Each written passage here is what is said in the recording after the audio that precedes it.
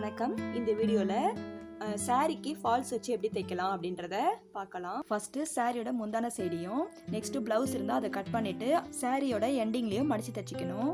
இதை ஸ்டிச் பண்ணுறதுக்கு முன்னாடி நான் பேக் சைடில் சாரியை திருப்பி போட்டு சாரீ கட்டுறதுக்கு முன்னாடி உள்பகுதியை சொருகுவோம் இல்லைங்களா, அதுக்கு கீழ் பக்கம் அந்த சைடில் வந்துட்டு 10 இன்ச் மார்க் பண்ணிவிட்டு அப்புறம் நம்ம ஃபால்ஸை இந்த மாதிரி 2 பக்கமும் 1/4 இன்ச் மடித்து தைச்சிக்கணும். எதுக்காக நம்ம ஃபால்ஸ் வச்சு தைக்கிறோம் அப்படின்னா, பேக் சைடில் நம்மளுக்கு கொலுசு மாட்டக்கூடாதுன்றதுக்காகவும், சில டைம் நம்ம சாரீ கட்டிட்டு நடக்கும்போது பேக் சைடில் தூக்கும். அந்த மாதிரி தூக்காமல் இருக்கணும்னா நம்ம இந்த மாதிரி ஃபால்ஸ் வச்சு தைச்சோன்னா நம்மளுக்கு அந்த பிரச்சனை இருக்காது. இந்த மாதிரி ஃபால்ஸோட எண்டிங் சைடில் 2 பக்கமும் நம்ம மடித்து தைச்சி எடுத்துக்கலாம்.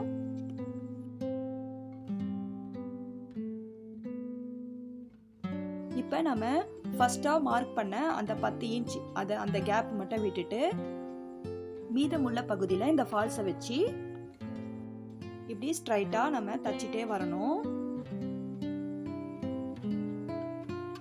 கொஞ்சம் லேசாக அந்த பார்டர் கொஞ்சம் லைட்டாக தெரிகிற மாதிரி வச்சு 2 புள்ளி அளவுக்கு அந்த பார்டருடைய முனை தெரிஞ்சால் போதும்.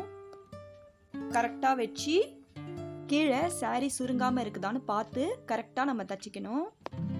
ஒரு 20 இன்ச் கேப்பில் நம்ம இந்த மாதிரி சின்னதாக ஒரு ப்ரில் வச்சு தைச்சிக்கணும்.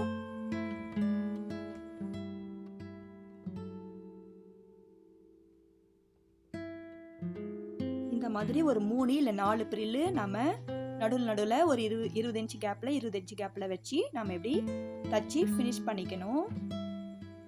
லாஸ்ட் எண்டிங் வந்தாச்சு. இப்போ பார்த்தீங்கன்னா ஊசியை உள்பக்கமாக நிறுத்தி மறுபடியும் திருப்பி தைச்சிட்டு மறுபடியும் ஊசியை உள்பக்கமாக நிறுத்தி மறுபடியும் திருப்பி இப்போது ஃபஸ்ட்டு தைச்ச மாதிரியே கரெக்டாக நம்ம சாரியை நல்லா இழுத்து விட்டு கரெக்டாக தைக்கணும். அந்த மாதிரி ப்ரில் வச்ச பகுதியில் மறுபடியும் நம்ம மேல் பக்கமும் ப்ரில் வச்சு தைச்சிட்டு வரணும். நம்ம தைக்கும் போது கவனமாக கீழ்ப்பகுதியை நல்லா கரெக்டாக வச்சு தைக்கிறோமான்னு இழுத்து கரெக்டாக விட்டு தைச்சிட்டே வரணும். ப்ரில் வச்சிருக்க பகுதியிலையும் நம்ம ப்ரில் வச்சுட்டு கரெக்டாக தைச்சி லாஸ்ட் எண்டிங் வரைக்கும் நம்ம இதையே ஃபாலோ பண்ணி ஸ்டிச் பண்ணிக்கணும். தைக்கும்போது சாரீ மாட்டிக்காமல் இல்லை கீழ்ப்பக்கம் சுருங்காமல் கவனமாக தைக்கணும். அவ்வளோதான், முடிச்சாச்சு.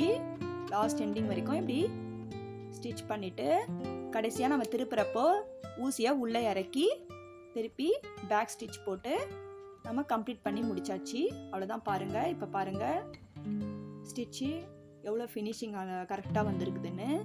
இதே மாதிரி முன்பக்கமும் நம்மளுக்கு கரெக்டாக எந்த சுருக்கமும் இல்லாமல் நீட்டாக ஸ்டிச் பண்ணி முடிச்சாச்சு. இந்த வீடியோ கண்டிப்பாக உங்களுக்கு பிடிச்சிருக்கோன்னு நினைக்கிறேன். வேறு ஒரு வீடியோவில் உங்களை மீட் பண்ணுறேன். நன்றி.